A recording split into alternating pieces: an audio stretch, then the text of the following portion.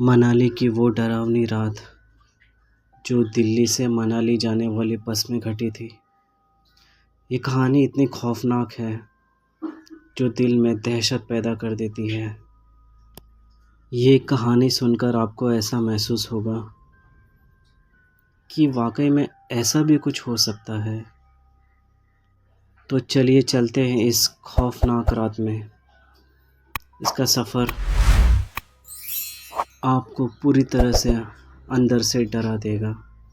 तो शुरू करते हैं इस कहानी को। रोहित जो पहली बार मनाली जा रहा था अकेले, रात के 9 बजे उसे उस बस को पकड़ना था। उस रात वहाँ वो थोड़ी देर के लिए लेट पहुँचा, पर उसे बस मिल गई। बस जाने ही वाली थी। उसने उस बस को पकड़ लिया और मनाली के सफ़र के लिए निकल पड़ा। सफ़र काफ़ी लंबा था। उसने बस का टिकट पहले ही ले चुका था। उसका बस नंबर था 21 और वो बीच वाली सीट उसे मिली थी और बस के पैसेंजर अंदर से लगभग फुल थे। बस चलने लगी और सब कुछ ठीक चल रहा था और रोहित काफ़ी खुश लग रहा था क्योंकि वो फर्स्ट टाइम ट्रैवल कर रहा था मनाली के लिए। एक तरह से उसका एक ड्रीम भी था मनाली घूमना। बस अपने सफ़र पर जा रही थी। रोहित ने यहाँ वहाँ देखना शुरू किया। लोगों की तरफ देखा तो बस काफ़ी खचाखच भरी हुई थी, पर उसमें से उसने नोटिस किया कि एक सीट जो पीछे की तरफ है वो खाली पड़ी है। उसने सोचा कि हो सकता है कि कोई आने वाला था पर वो आ नहीं पाया और उसकी बस छूट चुकी है। वो सीट खाली थी। अब रात के 12 बज रहे थे। धीरे धीरे लगभग सब ही सो चुके थे। रोहित की भी आंख लग चुकी थी। सफ़र और मौसम काफ़ी सुहाना लग रहा था। अचानक से रोहित की आंख खुली। उसे ऐसा फील होने लगा कि उसके पीछे कोई तो बैठा है। उसने पीछे की तरफ जैसे ही मुड़ते उसने देखा कि जो सीट खाली थी उस पर कोई अब एक लड़की बैठी हुई थी जो काफ़ी खूबसूरत भी लग रही थी। उसने देखा तो वो सोचने लगा कि कुछ समय पहले तो ये सीट खाली थी, अचानक से यहाँ पे ये लड़कियाँ कहाँ से आके बैठ गई। रोहित ने सोचा कि ये बस तो कहीं रुकी भी नहीं है। उसे थोड़ी हैरानी हुई, ये चढ़ी तो कब चढ़ी बस में। हो सकता है कि मेरी आंख लग गई हो। तभी हो सकता है कि बस वाले ने शायद इस लड़की को रास्ते पे देखा होगा और उसे बिठा लिया होगा। वो चुपचाप एक जगह पर बैठी थी और पता नहीं क्या सोच रही थी।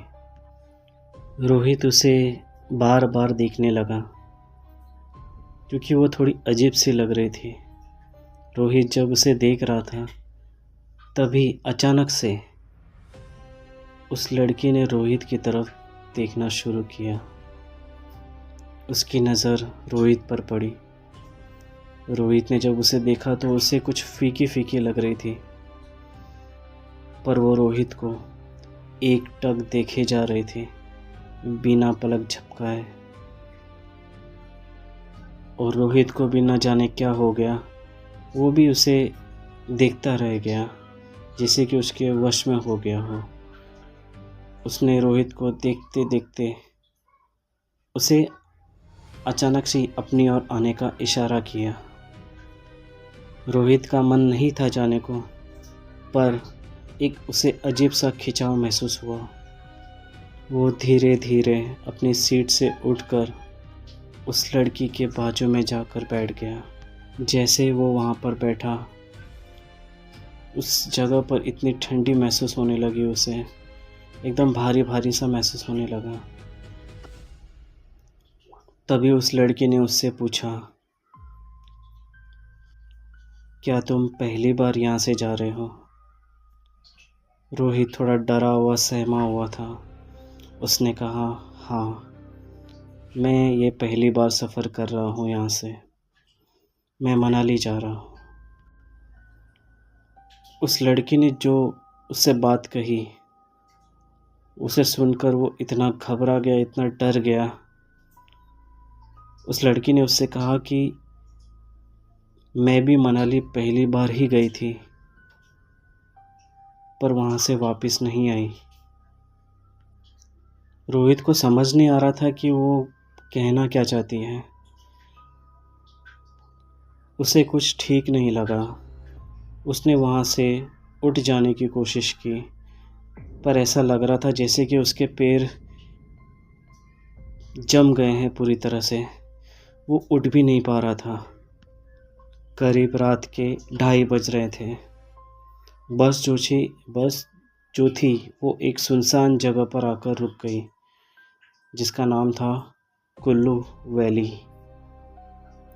बस के कंडक्टर, बस ड्राइवर और पैसेंजर लोग, ये सब वहाँ पर उतर चुके थे।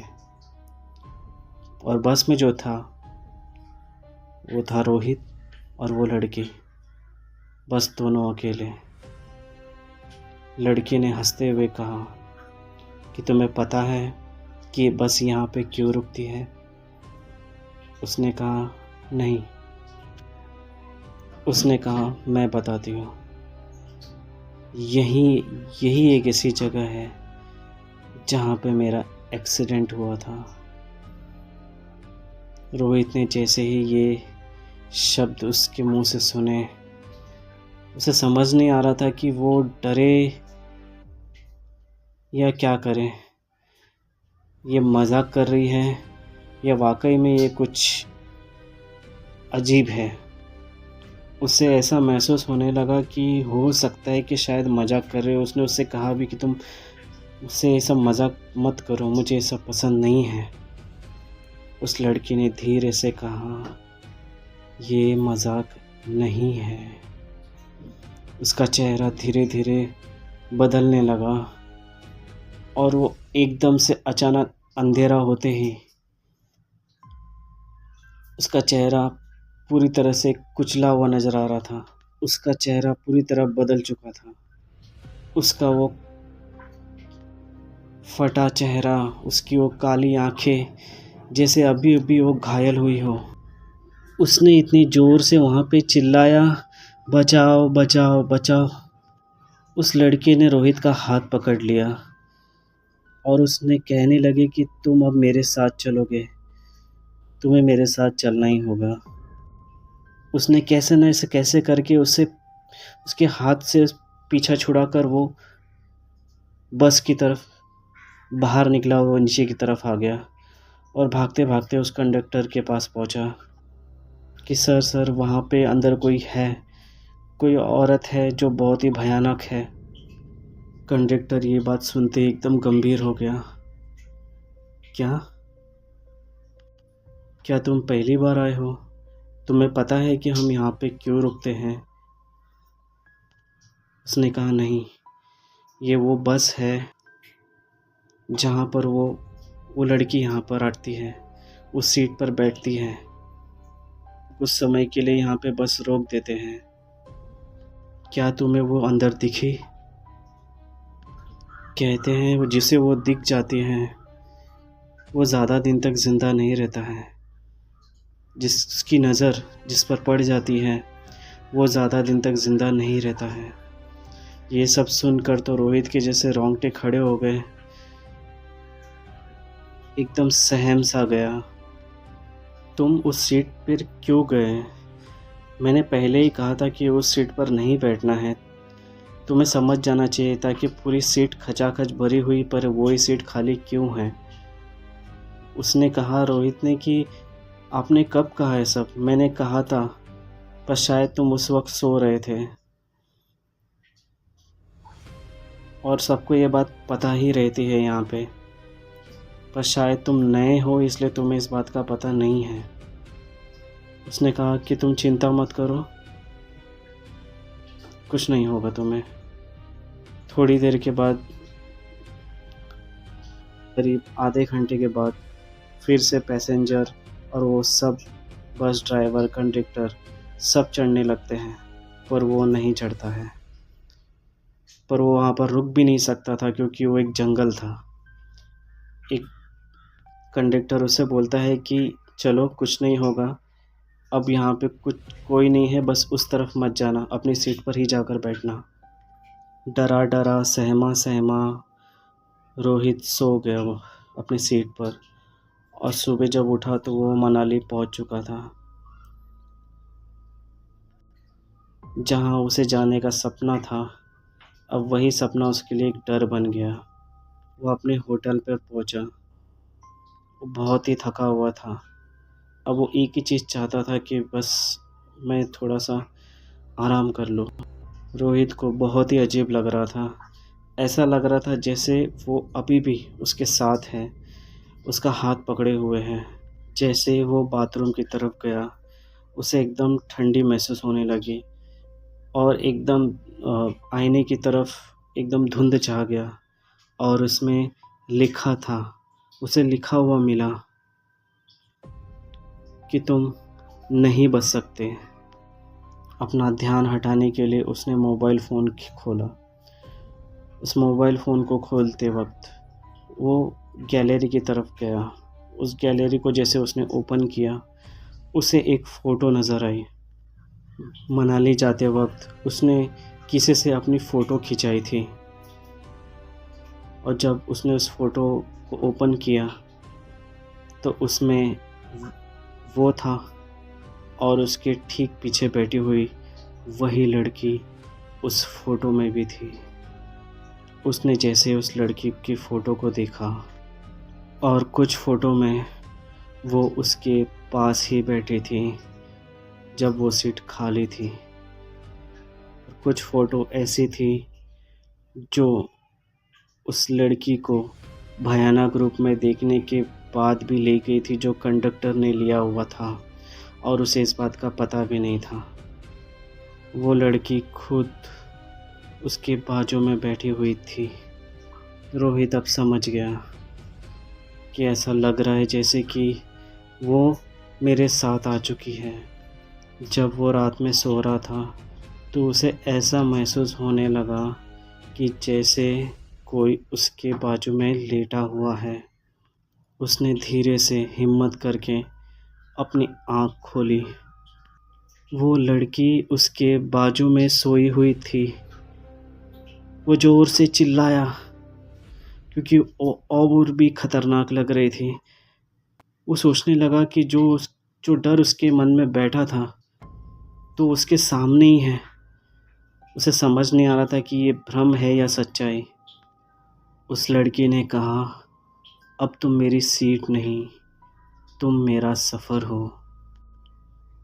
उसके चिल्लाने की आवाज़ सुनते ही होटल वाले स्टाफ उस कमरे को खोले, और जब खोले तो वहाँ पे कमरा एकदम खाली, कोई भी नहीं। रोहित भी वहाँ से गायब। पर बेड पर देखा तो ऐसा लग रहा था कि यहाँ पर कोई दो जन थे जो सोए थे। अब उसी बस में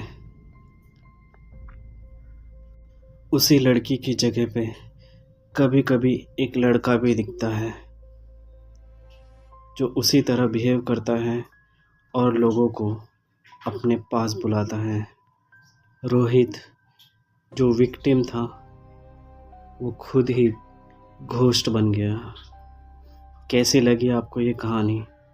अगर ये आपको कहानी डरावनी लगी है तो प्लीज़ इस चैनल को सब्सक्राइब कर दीजिए, लाइक भी करना और लोगों तक शेयर भी करना, ताकि यूट्यूब इस कहानी को आप लोगों तक रिकमेंड करते रहें। अपना ख्याल रखें, खैरियत रहें।